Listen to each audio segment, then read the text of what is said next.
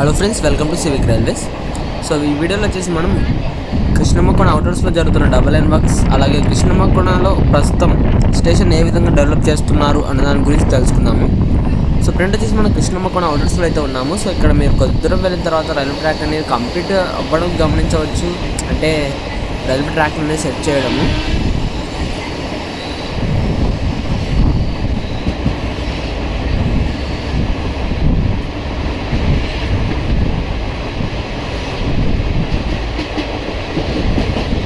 ఆ తర్వాత మళ్ళీ మనకి కృష్ణమ్మకోన స్టేషన్కి ఎంటర్ అయ్యేటప్పుడు మాత్రం ఇంకా రైల్వే ట్రాక్ అనేది ఇంకా నిర్మిస్తున్నారు. అంటే స్లీపర్స్లోనే ఇంకా సెట్ చేయలేదన్నమాట.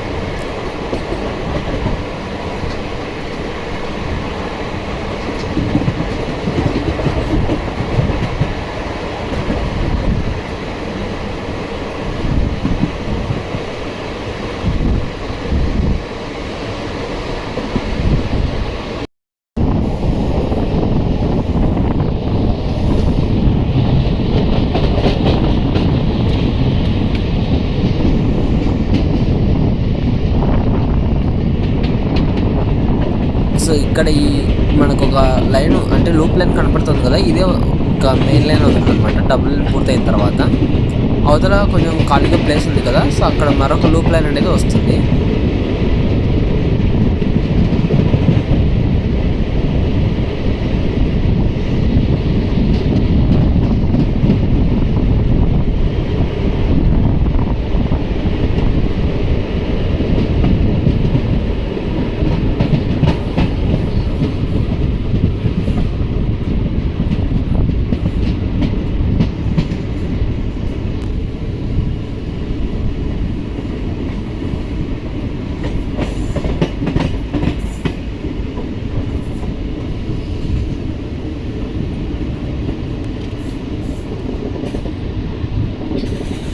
సో మీరు కృష్ణమ్మకోన రైల్వే స్టేషన్ యొక్క కొత్త బిల్డింగ్ అనేది కన్స్ట్రక్ట్ చేయడం మీరు గమనించవచ్చు. సో ఇప్పుడు అక్కడ ప్లాట్ఫామ్ ఉంది కదా, అక్కడ మరొక లూప్ లైన్ అనేది వస్తుంది.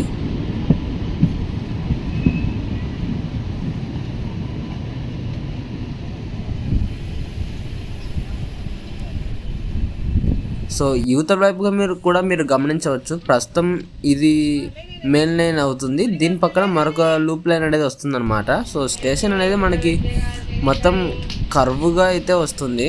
సో యువతలు కూడా మీరు గమనించవచ్చు ఏ విధంగా స్టేషన్ నిర్మిస్తున్నారని. సో కృష్ణమ్మకోనలో కూడా మొత్తం 4 రైల్వే ట్రాక్సే వస్తాయి.